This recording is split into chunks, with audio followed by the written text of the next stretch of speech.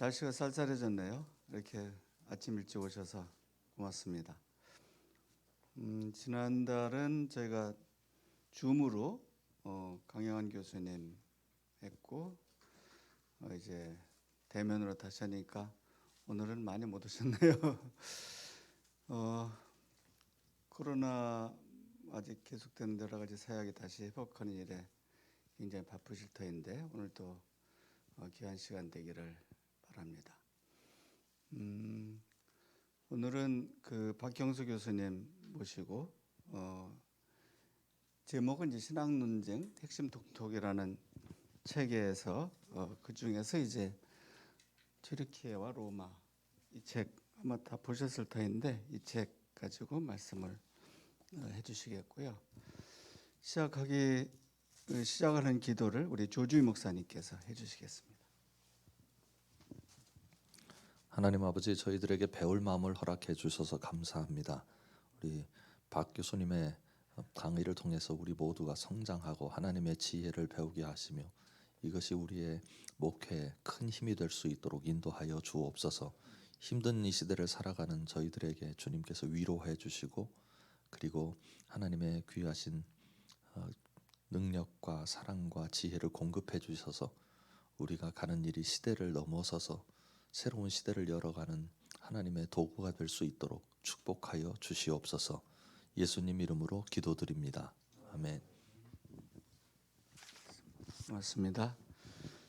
박경수 교수님 뭐 여러분들이 잘 아니까 따로 특별히 소개를 안 하겠습니다. 지금 장신대 신학대학원 원장으로 수고를 해주시고 8시까지니까 8시까지 강의하시고 한 2, 30분 같이 대화는 8시 한 10분까지 하셔도 되겠네요. 예, 그렇게 해주시고 같이 대화하는 시간을 갖게 나오실 때 박수로 환영하겠습니다.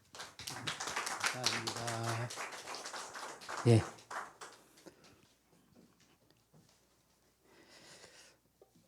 예, 초청해 주셔서 감사합니다. 마스크를 벗고 끈까지 달고 왔네 제가. 네. 아침 일찍 이렇게 모여서 같이 공부도 하고 교제도 하는 것 정말 귀하다고 생각하고요. 또 저도 함께 이 시간 불러주셔서 감사합니다. 근데 우리 이근복 목사님께서 제 목회자들과 책 모임, 독서 모임이라고 말씀하셨고 이제 제가 쓴 책 신학 논쟁 핵심 톡톡 이걸 다 읽고 오신다고 해서 제가 어떻게 해야 되나. 왜냐니까 여기에는 보셨으면 알겠지만 내용이 뭐 굉장히 다양하잖아요.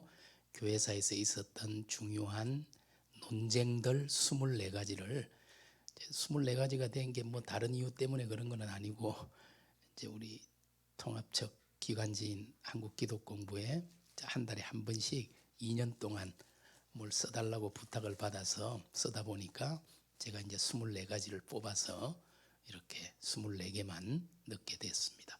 그러다 보니까 아무래도 대중적으로 읽어야 되니까 좀 간단하게 그리고 좀 읽기 쉽게 이렇게 이제 쓴 글을 모아서 출판한 책이고요. 그래서 아주 뭐 손에 들고 다니기 딱 좋은 그런 건데요. 그래서 제가 이걸 어떻게 하지? 24가지 이야기를 할 수도 없는 거고 그래서 그냥 조금 가볍게 지도를 보면서 이제 터키와 로마를 좀 지도로 소개하면서 그 이야기 가운데 여기 있는 논쟁 몇 가지도 같이 말씀을 나누고 저는 제가 한 강의를 좀 짧게 하고 여기 있는 분들이 이 책을 읽고 또 해야 될 이야기들이 있으면 그 이야기를 하면 좋겠다. 그래서 제가 한 4, 50분 생각했는데 8시까지 뭐 그 전에 조금 제가 먼저 마치고 이제 이 책의 내용 중에 혹시 서로 같이 이야기하거나 할 게 있으면 이야기해도 좋지 않을까 그런 생각을 합니다. 이제 터키가 갑자기 튀르키예가 됐는데 공식적으로 터키 정부에서 요청을 해서 이제 이렇게 된 거죠. 사실 영어로 터키라는 말은 부정적 어감이 있기 때문에 소심하다, 또 급쟁이 이런 뜻이 있잖아요. 그런데 이제 튀르키 이제 오스만 투르크나 셀주크 투르크가 워낙 강성한 제국이었으니까 오히려 용감한 이런 뜻이 있으니까 아무래도 나라 이름으로 부정적인 것보다는 조금 더 적극적인 걸 하는 게 좋겠다 해서 이렇게 한 것 같아요. 이제 그래서 이 사람들이 뭐 투르크족이니까요. 그래서 이제 튀르키예 이렇게 이제 국호를 바꾸게 돼서 지금은 뭐 방송에서도 이제 터키라는 명칭보다 튀르키예를 써서 저도 그냥 이렇게 썼습니다. 이 보시면요, 이제 터키가 참 굉장히 크죠. 뭐 굉장히 큰 이 전체니까요. 그런데 여기 이제 빨간색이 잘 안 보이는 것 같은데 워낙 화소가 좋아서 그런 것 같은데요. 여기 보시면 이제 요 이스탄불이 아마 제가 요 가야 되나요? 이스탄불이 여기 있거든요. 여기 이제 혹시 여러분도 이걸 가지고 계시나요? 그러면 보이실 텐데 제가 별표를 하긴 했는데요. 이제 제가 이 지도에서 소위 우리 교회 역사에서 초대 교회를 이야기할 때 다양한 관점에서 이야기할 수 있는데 이제 공의회라는 교회 보편 교회 회의의 관점에서 말할 때 1차 니케아에서 7차 니케아 1차가 325년이었잖아요. 이제 7차의 모임이 787년이었는데 그 7번의 중요한 세븐 에큐메니컬 카운슬즈 거기에서 우리 신학의 중요한 뼈대들이 다 형성이 됐으니까요. 그런데 그게 전부 터키 땅에서 이루어졌죠. 그래서 제 1차 니케아가 여기입니다. 잘 안 보이실 것 같은데 여기 별표 표시가 있죠. 저기 굉장히 큰 호수인데 지도로 보니까 작아 보이죠. 네, 저기 이즈닉 호수입니다. 지금 터키의 이즈닉이라는 도시가 옛 이름이 이제 니케아였습니다. 그래서 이제 터키의 이즈닉에서 니케아에서 325년에 그리고 2차 회의는 지금 이스탄불이죠. 이스탄불이 과거에는 이제 비잔티움이었죠. 원래 이름이. 그래서 동유럽의 문명을 비잔틴 문명이라고 하는 이유가 이제 비잔티움이 중심이었기 때문에 그랬고요. 그런데 330년에 콘스탄티누스가 로마의 새로운 수도로 비잔티움을 선택했죠. 그래서 이제 동로마의 수도가 됐고 로마의 황제들이 그곳에 거주를 하게 된 거죠. 그래서 콘스탄티누스가 만든 도시다 이런 의미로 이제 콘스탄티누스 폴리스를 합해서 콘스탄티노플이라고 부르게 됐습니다. 그러다가 이제 1453년에 투르크족에 의해서 콘스탄티노플이 함락이 되죠. 사실 이제 콘스탄티노플은 뭐 1000년 이상 동로마 제국의 수도였는데 15세기에 함락이 되면서 투르크족의 이제 도시가 됐습니다. 그래서 지금은 이제 이스탄불이라고 불리는데 그래서 저 도시 이제 콘스탄티노플에서 이제 381년에 두 번째 교회 전체 회의가 모이게 됐죠. 그리고 세 번째 회의는 터키의 에베소에서 모였죠. 그리고 네 번째는 역시 터키의 칼케돈 공의회. 이제 칼케돈은 어디냐면요, 바로 그 이스탄불 옆에 있어요. 이스탄불에서 배 타고 한 20분, 물론 차로 가도 됩니다. 배 타고 한 20분만 가면은 이제 나오는 조그마한 도시가 있어요. 카드퀘이라는 그 도시의 옛 이름이 칼케돈입니다. 그래서 거기에서 4차 451년 4차 칼케돈 5차 6차는 역시 이스탄불 콘스탄티노플에서 모였습니다. 그리고 7차는 다시 니케아에서 787년에 그러니까 결국은 초대교회의 신학의 중요한 문제들을 전체 교회가 모여서 결정한 7차례의 보편교회 회의가 터키 땅에서 다 이루어졌죠. 니케아, 콘스탄티노플, 에베소, 칼케돈, 콘스탄티노플, 니케아 이렇게. 그래서 사실은 초대교회의 중요한 역사들은 다 이제 여기에서 있었다. 니케아를 좀 확대해 보면요, 여기가 니케아 이즈닉입니다. 지금은 이 이즈닉은 1차 회의가 여기서 모였습니다. 바로 여기 이 별표 제가 해놨는데요. 여기가 그 당시에 콘스탄티누스 황제의 별궁이 있었습니다. 휴양지라고 할 수 있죠. 그래서 325년에 콘스탄티누스가 전체 회의를 소집해서 그곳에서 1차 니케아, 그리고 7번째 회의 787년에도 니케아에서 모였는데 그때는 모임 장소가 조금 안으로 들어와서 여기입니다. 하기야 소피아 뮤지엄이라는 이곳입니다. 지금도 흔적이 그대로 남아 있죠. 그래서 니케아에서 325년과 787년에 두 번 모이게 됐고요. 2차 콘스탄티노플은 모임 장소가 바로 여기입니다. 아야 이리니라는 위에 있는 별표, 이 밑에 있는 것은 바로 아야 소피아, 하기야 소피아, 그리고 조금 떨어져 있는 곳이 이제 술탄 아흐메트 모스크라는 블루 모스크라고 불리는, 아야 소피아는 아마 뭐 터키를 가셨으면 다 이제 방문하는 곳인데, 사실은 6세기에 유스티니아누스라는 동로마 제국의 황제가, 로마 황제가 이제 건축을 한 거지요. 그러다가 15세기에 아까 말씀드린 이제 투르크족이 점령을 하면서 모스크가 됐죠. 오랫동안 교회였습니다. 900년 이상 교회였다가 15세기에 모스크가 됐잖아요. 그러다가 20세기 와서 소위 아타튀르크라는 초대, 이제 우리 터키의 국부 같은 존재 있잖아요. 특히 이스탄불 공항이 아타튀르크 에어포트잖아요.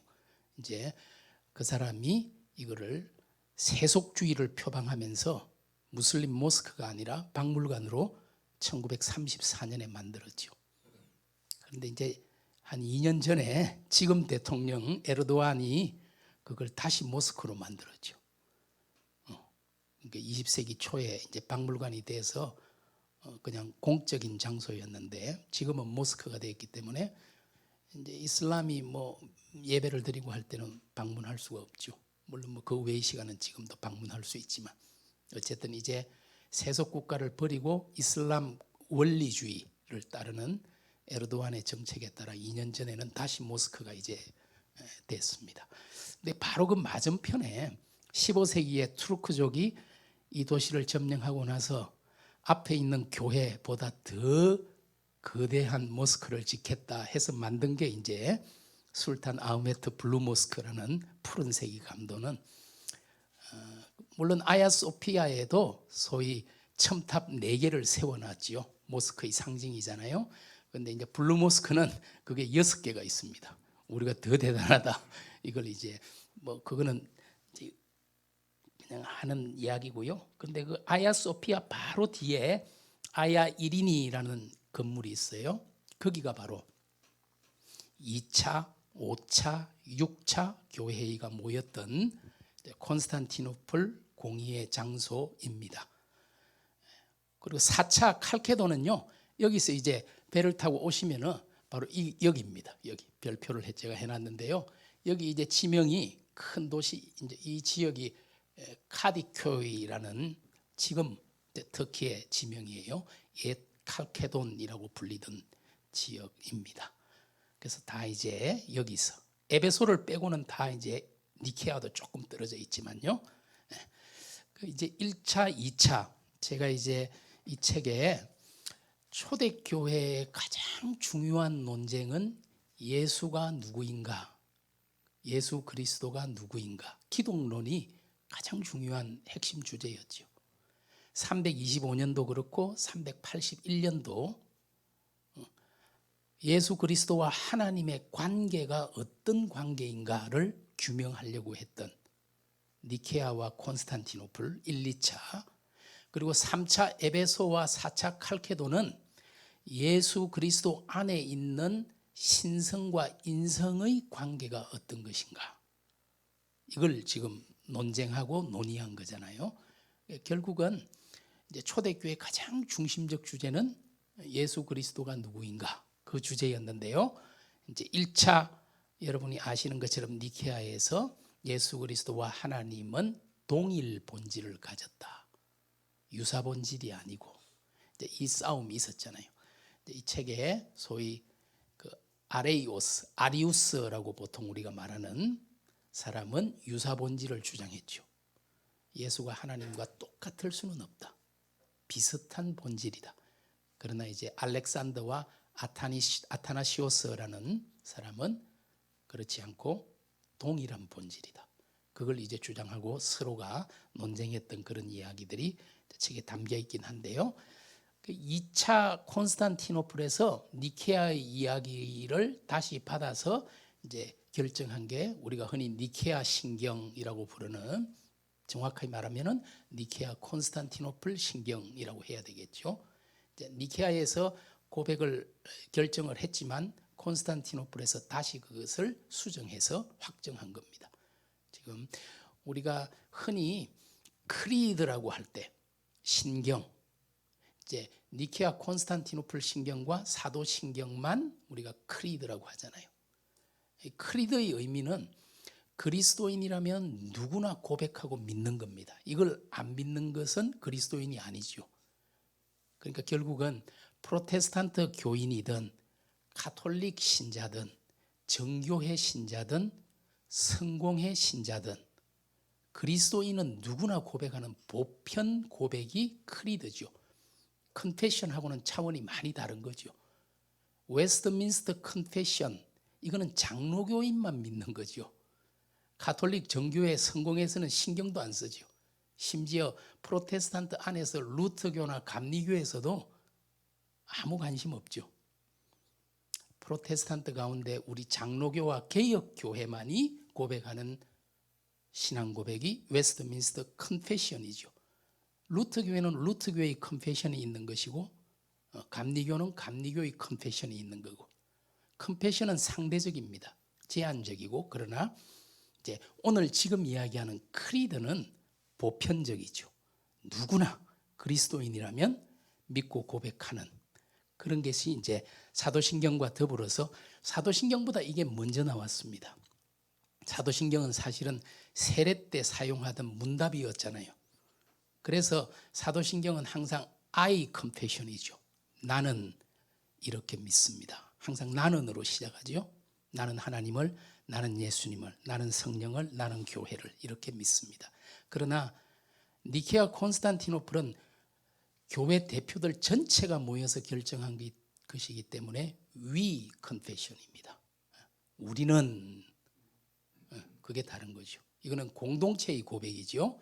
이게 먼저 나왔고, 세례 문답 때 사용되던 개인의 어떤 고백, 그것은 나중에 이제 사도신경으로 정착이 됐습니다. 어쨌든 이제 중요한 두 가지 신경 중 하나인 니케아 콘스탄티노플 신경이 1, 2차 보편교회 회의를 결정이 됐고, 그런 내용들이 이제 특히 기독론, 예수 그리스도가 하나님과의 관계성을 어떻게 규명할 것인가, 그런 이야기고요. 우리가 너희는 나를 누구라 하느냐, 결정적 질문이잖아요. 예수님께서 제자들에게 했던 이 질문, 이제 너희는 나를 누구라 하느냐. 그래서 여기 이제 말씀드린 것처럼 삼위일체 논쟁이 초대교회 굉장히 중요한 논쟁인데요. 예수 그리스도가 하나님과 어떤 관계냐, 이게 이제 삼위일체 논쟁, 예수와 하나님의 관계. 그리스도론 논쟁이라는 것은 예수 안에 있는 신성과 인성이 어떤 관계냐. 그래서 니케아와 콘스탄티노플이 전자를 다루었다면 에베소 칼케도는 후자의 문제를 다룬 교회 회의였다. 니케아 콘스탄티노플 신경이 위로 시작하죠. 우리는 하나님에 대한 고백이고요. 그리고 예수에 대한 고백이 엄청 중요하죠. 사도신경도 마찬가지고요. 대부분이 예수 그리스도가 누군지를 고백하는 건데, 이제 여기에 보시면은 우리 목사님들 옛날에 이제 배우셨던 건데, 그죠? 이제 중요한 문장이 참 많은데 제일 논쟁이 되는 게 넷째 줄에 끝에, 그는 하나님께로부터 나셨고 지으심을 받은 것이 아니다. 피조물이 아니라는 거죠.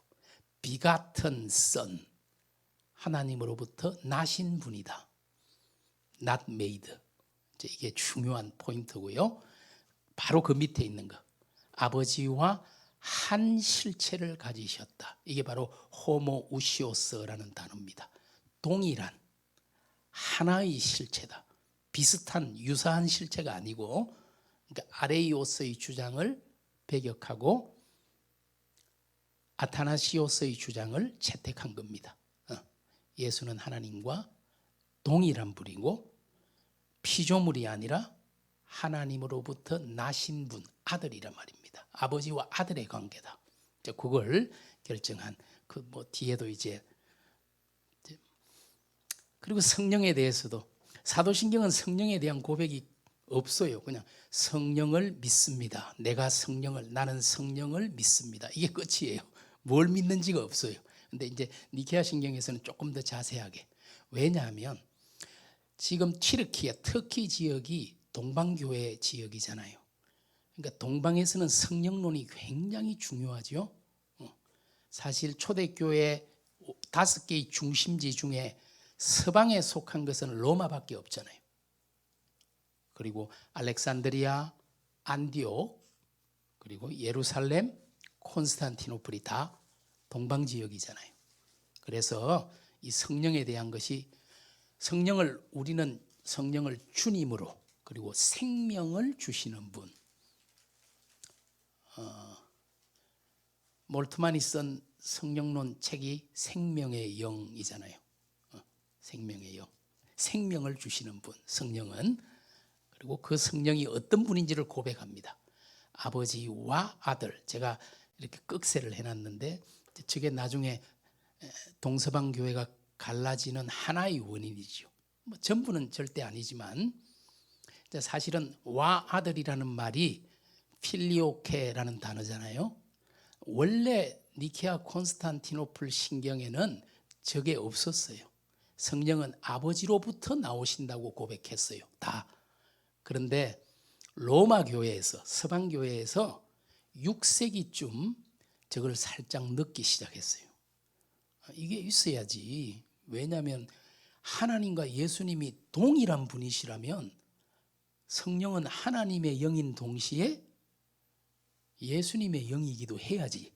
그래서 아버지와 아들 and the son, 필리오케라는 말을 넣어서 고백하기 시작했어요. 결정적으로 11세기 초에 이제 서방교회에서는 저걸 공식적으로 넣어서 사용했습니다.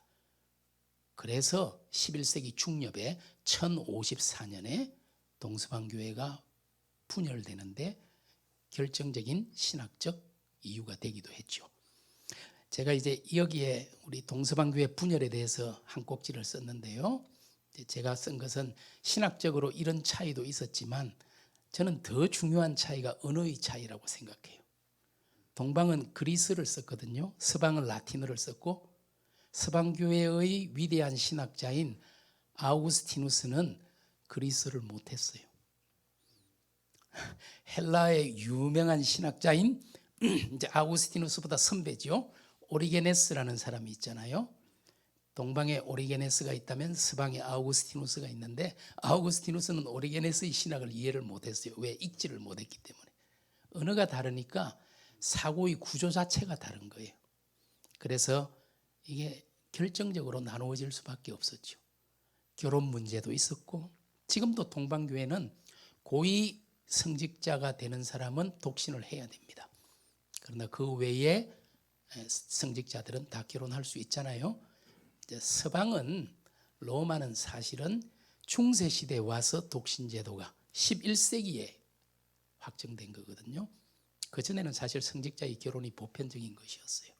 근데 어쨌든 동서방 교회는 결혼 문제도 다르고 성만찬 때 유교병이냐 무교병이냐도 다르고 언어가 결정적으로 다르고 심지어는 이제 수도사의 머리 깎는 형태까지도 조금 다르게 이렇게 해서 결정적으로 이제 지금부터 1000년쯤 전에 나누어졌는데 그 이유 중 하나가 바로 그 필리오케라는 저 단어를 삽입한 것도 포함이 됩니다.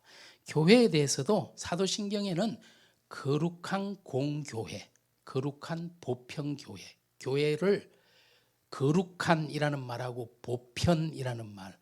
그런데 니케아 신경에는 4가지 형용사가 나오죠. One Holy Catholic Apostolic Church.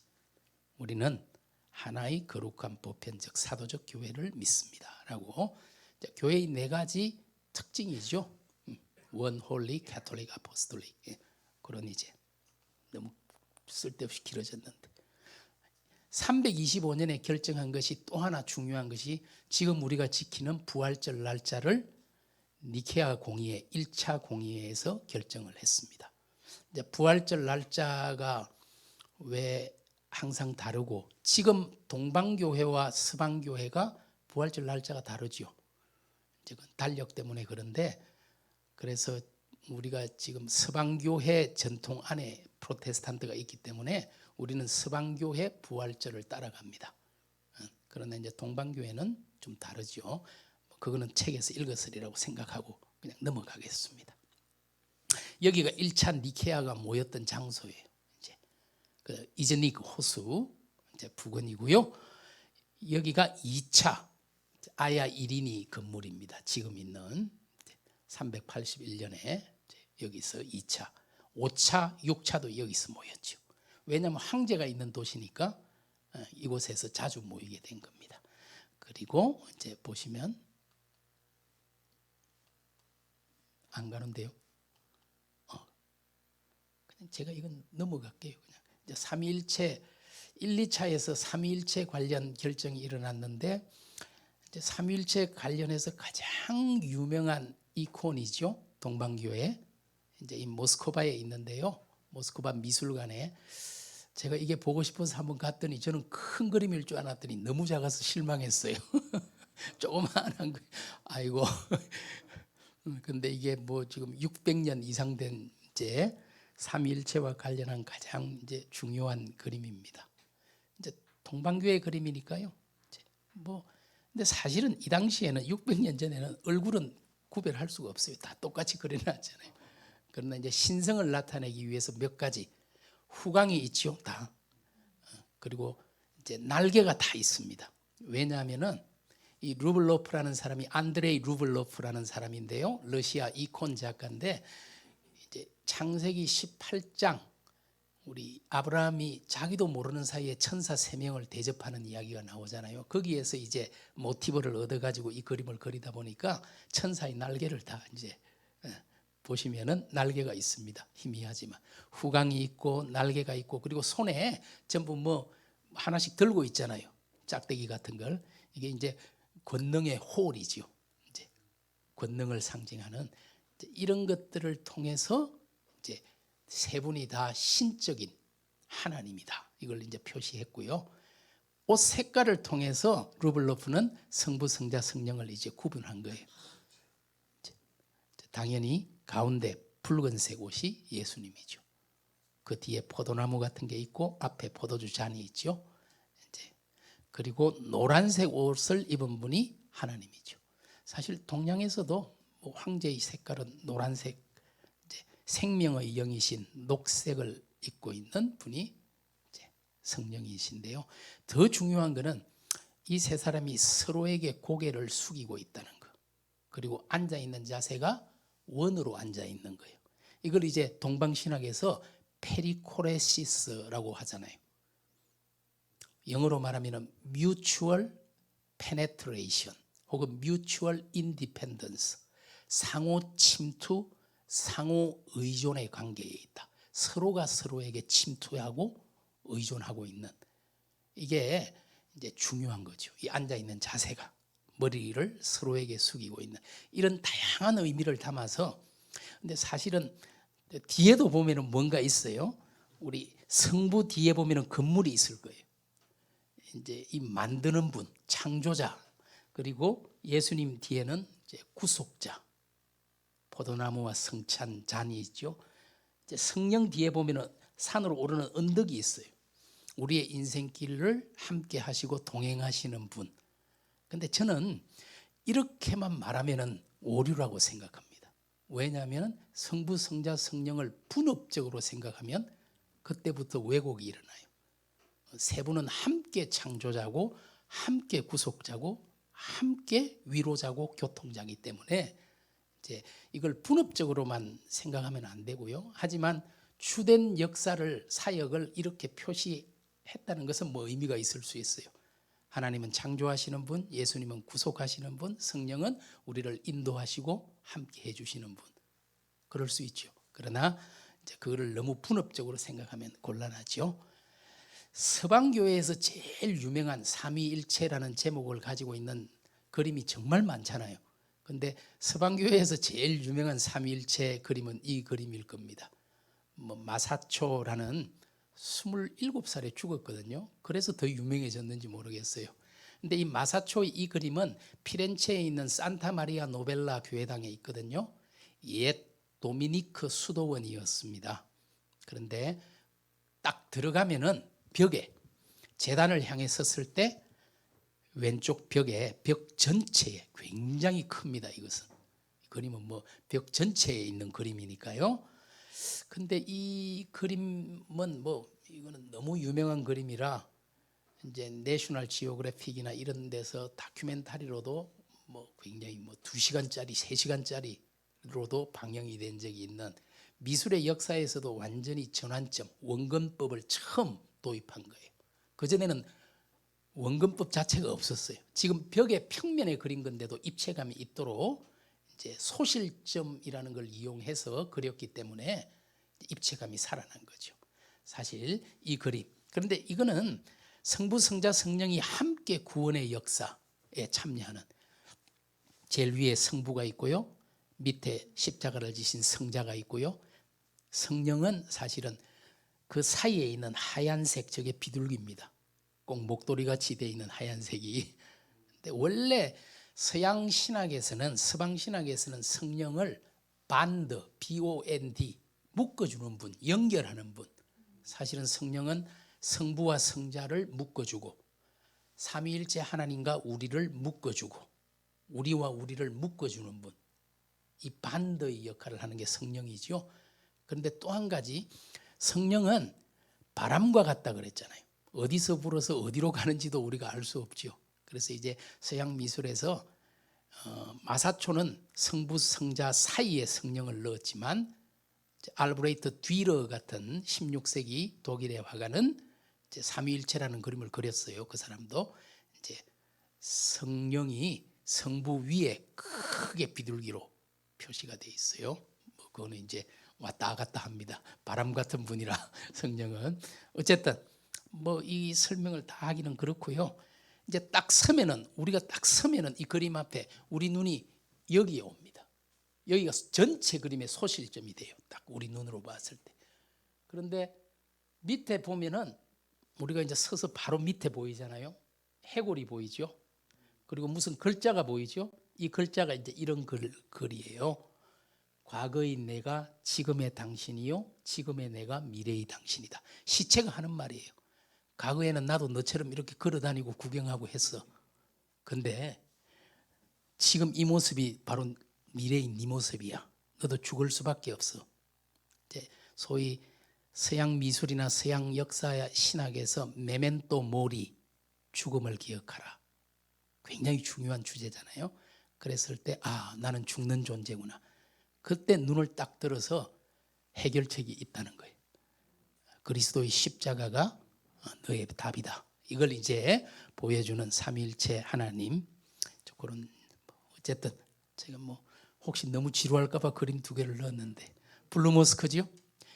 미어랍 6개가 보이죠. 쭉 첨탑이 안에 지금 이 모습. 그리고 아야소피아. 지금도 동방교회 총대교구청은 이스탄불에 있습니다. 서방교회는 물론 로마 바티칸에 있죠. 그런데 동방교회는 지금도 저곳에 있어요. 사실 터키가 지금 법으로는 세속주의를 표방해 놨어요.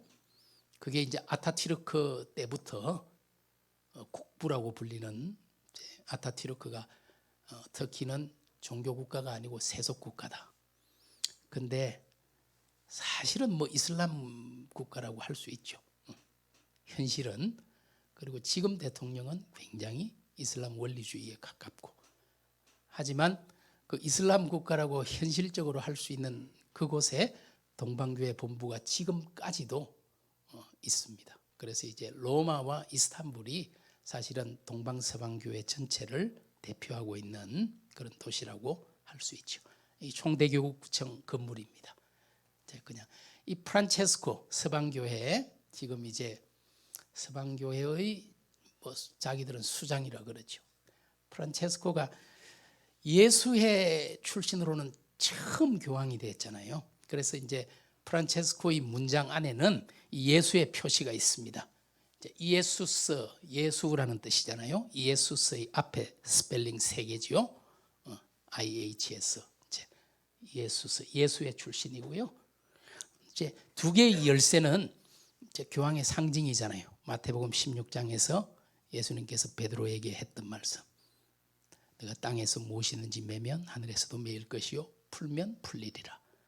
천국의 열쇠를 가졌다, 베드로가. 근데 사실은 하나는 아마 구원을 향해서 여는 거고 하나는 잠궈버리는 건데, 근데 사실은 예수님이 18장에 보면은 모든 제자들에게 이 말씀을 동일하게 하십니다. 그런데 가톨릭에서는 이게 베드로에게만 준 능력이다 라고 어떻게 보면 억지를 부리는 거라 그럴까? 그리고 베드로의 후계자들을 통해서만 이 천국 열쇠를 주셨다. 그래서 지금도 2개의 열쇠가 교황의 상징이고, 위에 있는 티아라, 삼중간을 우리가 티아라라 그러는데요, 저것도 교황의 상징이죠. 근데 사실은 원래 처음 교황들은, 교황이라는 말이 적절치 않아요. 로마의 감독. 동방교회에서는 지금도 로마의 감독이라고 생각해요. 로마의 감독이 이제 감독관을 처음에 하나로 썼다가 황제가 기분 나빠가지고 2단으로 올리니까 교황이 3단으로 올려서 삼중간이 지금 교황의 상징이 됐어요. 어쨌든 이제 프란체스코, 뭐 그냥 지나갈게요. 이게 이제 동방교회의 문장입니다. 바르톨로메우스 1세의 뭐 책에 소개가 있습니다. 지금 바르톨로메우스 1세.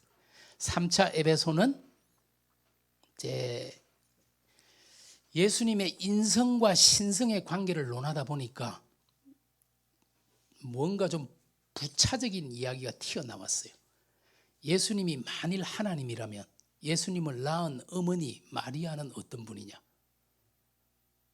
그러면 하나님을 낳은 분이지. 당연히 예수님이 하나님인데 테오토코스, 하나님을 낳은 분이야. 이게 이제 알렉산드리아의 키릴루스라는 사람이 주장한 거예요. 알렉산드리아 학파가, 그 당시 이제 초대교회 큰 2개의 학파가 있었습니다. 신학 학파가 알렉산드리아 학파와 안디옥 학파죠. 알렉산드리아 쪽에서는 당연히 하나님을 낳은 분이지. 그러나 안디옥 학파에서는 그건 지나친 이야기다. 그리스도를 낳은 분, 오케이. 그리고 인간으로서의 예수를 낳은 분, 오케이. 그렇게 말해야 된다. 테오토코스는 지나치고 크리스토토코스 혹은 안트로포토코스라고 불러야 된다, 마리아는. 그런데 어쨌든 네스토리우스라는 사람이 이제 결국은 이제 배척을 당합니다. 알렉산드리아 학파가 회의도 이때도 막 먼저 와가지고 자기들끼리 결정해버리고, 안디옥 사람이 뒤에 왔는데 회의 끝났다고 돌아가라 그러고 막 이런 식의, 뭐 우리 총회가 그렇게까지는 안 하는데 어쨌든 그런 식으로 뭐 네스토리우스가 그래서 이제 배척을 당해서 쫓겨난 거죠. 이단 정제를 받았어요. 그래서 계속 떠돌다가 이제 중국까지 그때 왔다. 그래서 이제 소위 그 당시 당나라였잖아요. 이제 당나라까지 쫓겨왔다. 근데 에베소가 여기잖아요. 지금 에베소 지도거든요. 우리 3차 회의가 열렸던 곳이 지금도 흔적이 있거든요. 여기입니다. Ancient Church of Mary라고 되어 있고요. 그래서 사도 바울이 에베소에서 목회했잖아요. 그래서 이제 예수님이 십자가에서 요한에게, 사도 요한이, 사도 바울이라 그런 것 같은데 방금 사도 요한이 이제 에베소에서 목회했는데 예수님이 어머니를 부탁했잖아요. 그래서 이제 어머니를 평생 모셨다 그래요, 에베소에서. 그래서 이제 마리아의 집이 지금도 있습니다. 사실 뭐 이 집인지는 잘 모르겠어요. 그리고 이제 요한의 무덤이 이제 여기 있어요, 사도 요한의. 그래서 이제 보시면 여기가 에베소 공의의 장소고요. 지금 이제 흔적만 남아 있지만 마리아의 집이 있죠. 엄청나게 기도 제목을 붙여놨습니다, 벽에. 그리고 요한 이제 기념교회가 있고요. 여기 세례당 저 안에 들어가서 이제 세례 받았던 곳하고 요한의 무덤이라는 곳입니다. 이렇게 요한의 무덤이다. 이렇게. 네스토리우스가 쫓겨나서 이제 중국까지 와서 여기 보시면은 당시 당나라였죠. 당나라 수도인 시안입니다. 시안, 장안이죠. 장안. 여기 781년에 네스토리우스가 와서 어떻게 복음을 전했는지를 기록해 놓은 소위 대진경교 유행 중국비라는 것이 여기에 있습니다. 이거지요. 엄청 큰 비석인데 시안에 가면은 비림이라는 곳이 있거든요. 저런 비석들을 모아둔 곳. 근데 거기에 실제로 있고요. 탁본도 많이 돌아다닙니다. 대진이라는 거는 이제 중국 사람들이 로마를 그렇게 불렀어요.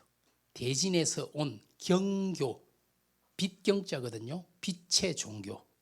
이제 네스토리안 기독교를 경교라고 불렀어요. 그래서 로마에서 온 빛의 종교가 중국에서 유행을 했다. 그런 제목입니다. 대진 경교 유행 중국비 그런 비석인데요. 하여튼 뭐 781년에 있는 네스토리우스가 쉽게 말하면 쫓겨나가지고 여기까지 온 거죠. 칼케돈에서 이제 결국은 예수의 신성과 인성을 결정하는 이제 문구입니다. 그냥 지나가겠습니다. 이제 신성과 인성이 저게 중요한 단어 4가지를 제가 혼합이 되지 않았다. 혼합 없이, 변함 없이, 분할 없이, 분리 없이 신성과 인성이 존재한다. 그런데 인성이 신성에 흡수됐다고 주장하는 사람도 있었어요. 신성을 더 강조해야 된다. 그래야지 우리 구세주인데 이런 사람들을 이제 단성론자다. 그리고 2가지를 동시에 주장하는 사람을 양성론, 인성, 신성, 양성이 같이 있는 거다. 신성을 더 강조하는 사람을 단성론, 단성론을 따르는 교회도 지금도 있습니다. 이제 그런 이런 예수 그리스도에 대한 예수와 하나님 또 예수 안에 있는 신성과 인성의 논쟁들이 주로 초대교회 논쟁이고 여기에 이제 있고요. 이제 그냥 지나갈게요. 칼케돈으로 이제 배 타고 가면은 예전 이제 5차, 6차, 7차, 특별히 7차에서 다시 니케아에서 모였잖아요. 우리 성화상 문제를 본격 다룬 그런 교회 회의죠. 근데 지금 이제 로마 카톨릭이나 정교회가 이제 우리는 성화상을 배척을 했잖아요. 종교개혁이 일어나면서 특히 이제 그러나 이제 서방교회와 동방교회는 사용을 하는데요. 동방교회는 사실은 입체적인 것은 사용하지 않죠. 이콘만 사용합니다. 평면에 그림으로만 표시하지 조각상으로 두지 않아요. 그게 차이예요. 그러나 로마 카톨릭은 조각상을 많이 사용하죠. 3차 입체적인 것도 인정할 수 있다. 그런데 왜 이걸 인정할 수 있느냐? 그 논쟁이 이제 여기 제가 성화상 논쟁에 대해서도 아마 읽어보셨으면 이제 그 당시 어떤 근거로 성상을 폐기해야 된다. 또 혹은 성상을 사용할 수 있다라고 논쟁을 했는지 그런 것들이. 근데 지금 어쨌든 현재로 말하자면 가톨릭은 성화상을 사용하고 정교회는 화상, 그림만 사용하고 우리는 그런 것들에 대해서 부정적인 입장이 대부분이죠. 하지만 지금 뭐 프로테스탄트 교회도 어마어마하게 이미지나 이런 것들을 사용하니까요. 이제 조금 새롭게 해석할 필요가 있다고 생각해요. 근데 여기서 한 가지 중요한 점을 말씀드리면 기독교의 큰 가족들, 예를 들어서 가톨릭, 정교회, 성공회, 프로테스탄트 이 가족들이 전체가 이야기하는 것, 그리고 우리 개혁교회, 장로교회 중요한 신학자인 깔뱅이 기독교 강요에서 말하는 것은 뭐냐면은 초대교회 공의의 중 First 5 Centuries Consensus 처음 5세기의 합의 이거를 우리는 받아들인다. 처음 5세기니까 결국은 400년대까지잖아요. 그거는 니케아, 콘스탄티노플, 에베소, 칼케돈까지를 인정하는 거예요. 5, 6, 7차 공의회에 대해서는 합의가 안 돼요. 그 근위에 대해서는. 그러나 칼케돈까지는 우리 프로테스탄트에서도 받아들이는 그런 입장입니다. 이제 그냥 지나갈게요. 이제 여기 아까 7차는 저 안에 있는 하기야 소피아 뮤지엄 그곳에서 열렸고요. 이곳입니다. 이제 그냥 성상 파괴 논쟁 책에 있으니까 지나가겠습니다. 가고요. 곤잘레스가 이런 말을 했는데요. 신약 성경에서 말하는 역사적이고 사랑스러운 예수의 모습이 이런 논쟁을 통해서 사라져버리고 우리 구세주를 사색적이고 논쟁의 대상으로 삼아버린 건 아닌가. 좀 반성이 필요하다 이게. 이제 그런 이야기를 했어요. 그래서 예수가 누구인가 그걸 아는 것은 너무 중요하다고 생각합니다. 우리 구원을 위해서도. 그러나 그분을 믿는 것이 더 중요하고 한 걸음 더 나아가서 믿음을 삶으로 제자도로 표현해내는 것이 더 중요하지 않을까 그런 생각을 합니다. 그래서 제가 알물 따름으로 그렇게 결국은 가져가야 되지 않겠는가라고 생각하고요. 한 8시까지 하면 10분 정도 남았으니까 그냥 10분 동안 이제 초대교회의 중심지가 터키라면 사실은 이제 로마라는 도시는 초대교회 서방교회의 중심지였죠. 여전히 터키는 동방교회의 중심지였고 지금 우리가 사실은 서방 전통에서 종교개혁이 일어났고 우리 프로테스탄트도 나왔는데 로마는 초대교회부터 중세까지 종교개혁이 일어나기까지 그리고 사실 가톨릭의 입장에서 보면은 그걸 넘어서서 지금까지도 2000년 교회 역사 계속되는 동안 서방교회의 중심이죠. 그래서 사실은 뭐 로마에는 이제 가톨릭과 관계된 물론 것들이 굉장히 많이 있는데요. 이제 간단하게 그냥 한 10분 내로 보시면은 이제 제가 별표를 했는데요. 혹시 이것도 뭐 여기 있는 분들에게 같이 쉐어를 하시죠. 그러면 좀 더 잘 보일 수 있을 것 같은데 여기가 베드로 성당이죠. 이제 로마에 흔히 4개의 중요한 교회가 있잖아요. 이제 베드로를 기념한 교회지요. 그리고 베드로 유해가 거기에 있다. 이제 거기 바티칸이 옆에 있고요. 같이. 그리고 여기 있는 산 조반니 라테라노 성당 이렇게 돼 있잖아요. 산 조반니 라테라노. 사실은 이 교회가 더 중요한 교회예요. 그 로마에 가시면 베드로 성당하고 바티칸만 보시면 안 되고 라테란 교회를 꼭 가야 합니다. 왜냐하면 라테란 교회는 딱 라테란 교회당 앞에 서면요, 우리 눈앞에 기둥의 기단 밑에 부분이 들어옵니다. 거기에 보면은 모든 교회의 어머니 교회 이렇게 딱 기록을 해놨어요. 콘스탄티누스 황제가 회심하고 나서 제일 먼저 만든 교회당입니다. 그러니까 첫 번째 교회다. 이게 로마의 첫 번째 교회고 서방 교회의 어머니 교회다.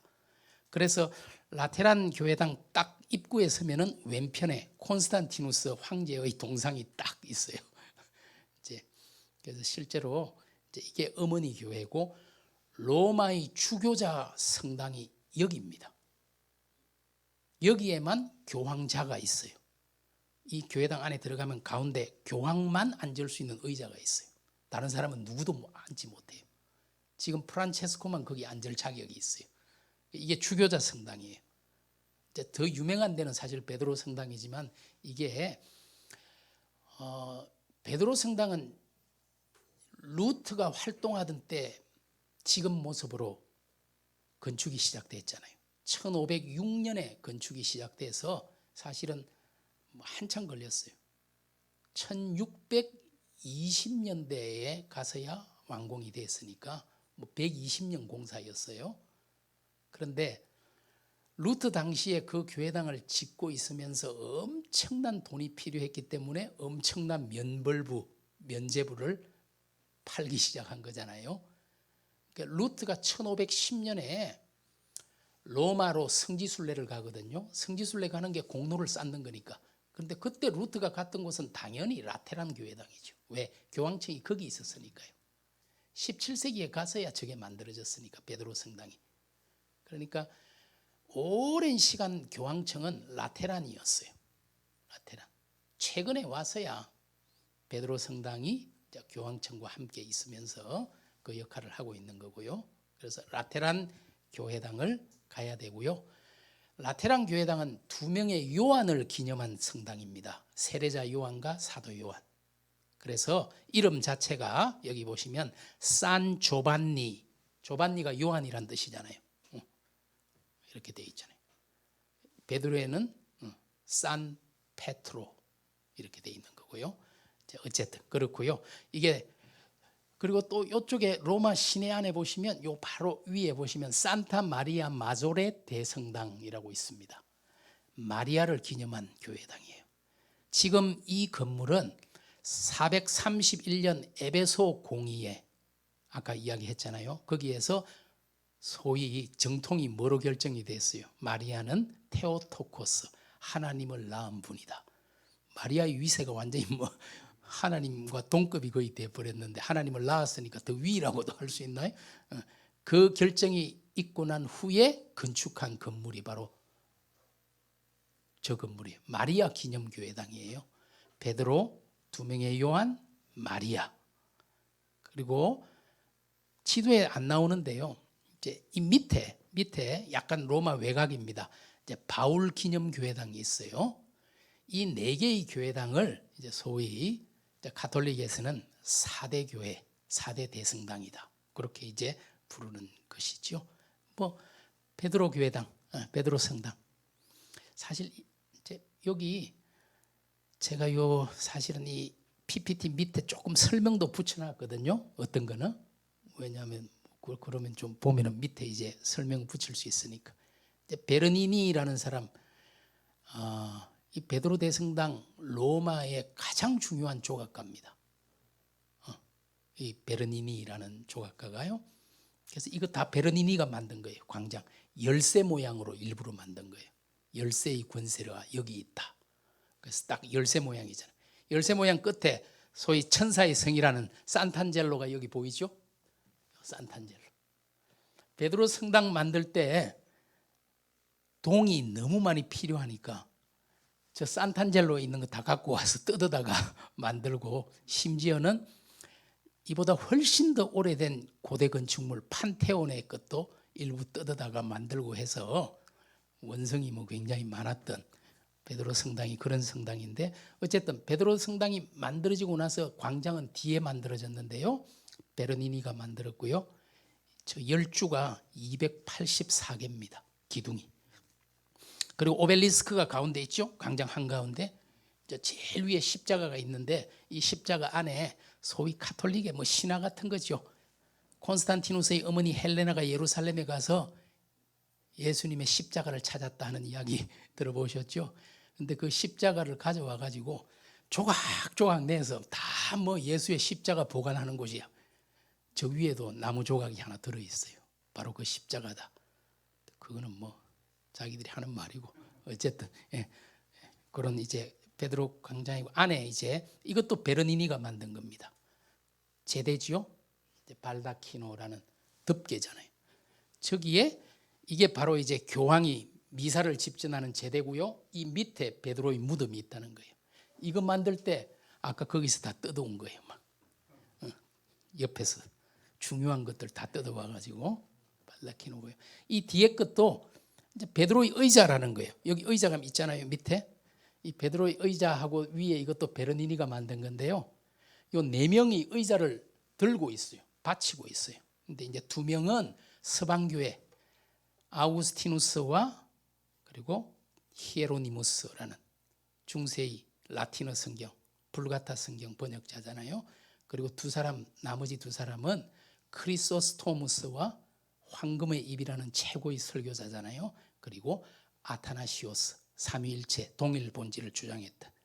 동방 두 명, 서방 두 명의 대표자가 저 의자를 들고 있도록 만든 거예요. 그래서 이거는 전체를 아우르는 거야, 우리는.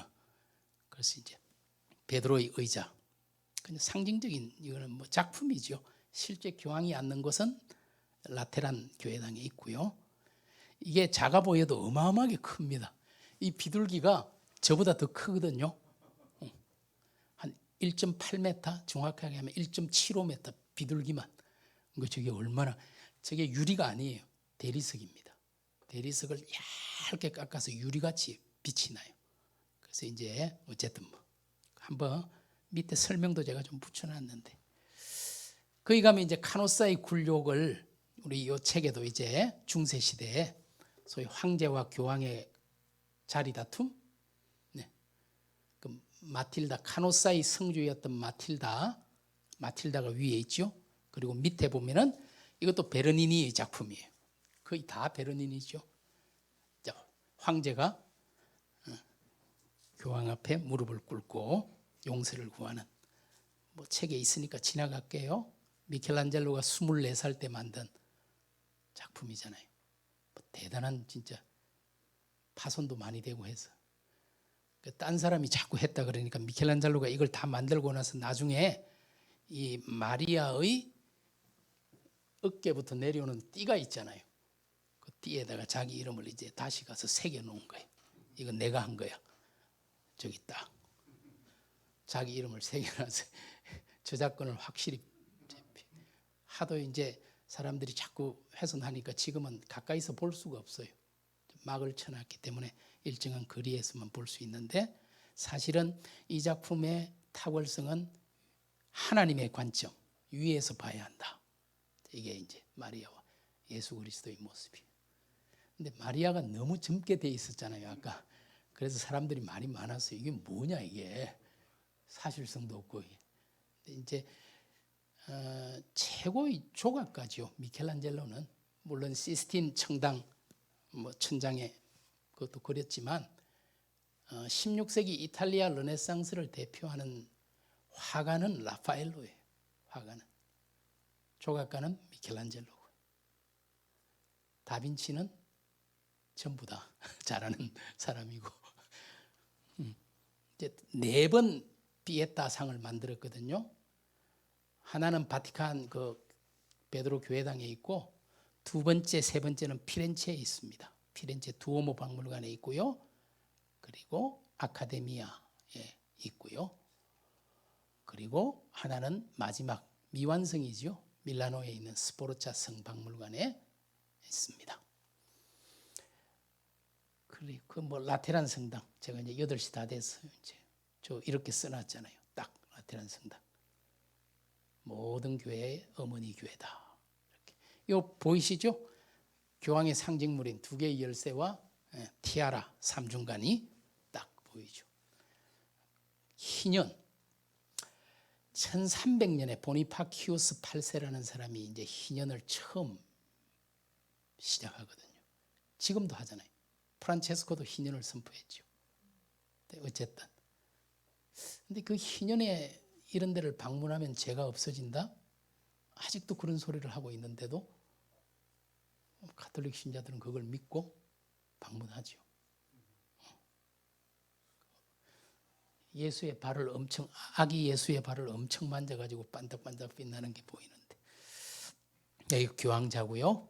교황만 앉을 수 있는. 그 옆에 거룩한 계단. 이게 루트가 1510년 로마를 갔을 때 루트도 이 계단을 기어 올라간 거예요. 근데 지금도 많은 사람이 기어 올라가요. 이걸 기어 올라가면서 고백하는 모든 죄는 용서받는다. 그래서 모든 죄를 생각하면서 기어 올라가는 거예요. 지금도 엄청 많이 올라갑니다. 제가 우리 학생들 데리고 갔더니 학생 중에도 저 돌아보는 밑에 친구가 우리 학교 학생인데 자기도 올라간다고 막 막지는 않았어요. 그러면 굳이 안 기어 올라가도 되는데, 그냥 기도하면 되는데 뭘 그 기어 올라가 힘들게. 옆에 계단이 있거든요. 또 올라가는. 저는 그리 올라가서 미리 기다리고 있었는데, 이제 루트가 이 계단을 올라가죠. 그리고 영화에 보면은 루트가 이 계단을 올라가고 나서 손에 들고 있던 면제부를 구겨가지고 이건 아니야 하고 버리는 그런 이제 장면이 나오는데, 이게 이제 루트가 1510년에 방문했던 곳이기도 합니다. 마리아 기념 산타 마리아 마조레. 스페인이 카톨릭 국가니까요. 스페인이 잉카 제국에 있는 금을 전부 걷어와 가지고 요 위에 다 발랐어요. 그래서 금으로 번쩍번쩍합니다. 여기에 이제 자기들 말로는 예수님이 태어났던 구유가 여기 있다 그래요. 그리고 베르니니, 조각가 베르니니의 무덤이 여기 있어요. 그리고 유다 죽고 나서 마띠아가 보선이 되잖아요. 마띠아의 무덤, 중세의 불가타 성경의 번역자 히에로니무스의 무덤이 여기 있다. 그래서 뭐 자기들 자부심은 어마어마해요. 어쨌든 그래서 이제 마리아에게 예수님이 천상모후의 왕관을 씌워주는, 이게 후진에, 뒷부분 후진에 베드로 기념교회당인데요. 여기에는 뭐 베드로는 항상 칼과 책을 들고 있잖아요. 말씀의 금이죠. 네, 성밖에 바울 기념교회당입니다. 네 번째, 하나는 베드로, 요한, 마리아, 바울 기념. 이제 로마의 4대 성당이라는 것 중에 마지막 좀 외곽에 있어요. 그래서 베드로는 항상 조각이나 그림에서 열쇠 들고 있어요. 2개의 열쇠. 그게 이제 상징이고 베드로의, 바울은 책이든 칼이든, 칼도 이제 성령의 금, 곧 하나님의 말씀을 가지라, 말씀을 뜻하는 거죠. 그래서 이제 베드로의 이제 조각상이 있고요. 위에 보면은 요 열쇠를 들고 있는 베드로가 있고요. 요 바울이 있죠. 예수님 옆으로, 양옆으로. 이사야, 예레미야, 에스겔, 다니엘. 이렇게 4대 선지자가 있고요. 뭐 어쨌든 이제 다른 거는 뭐 제가 사실은 이제 예수에도 좀 몇 개 표시를 했는데 그건 뭐 그냥 지나가고요. 어쨌든 제가 이렇게 터키와 로마 그냥 좀 중심으로 이런 이 안에 담겨 있는 몇 가지, 책에 있는 몇 가지 논쟁을 소개하는 이렇 정도로 마치도록 하겠습니다. 감사합니다.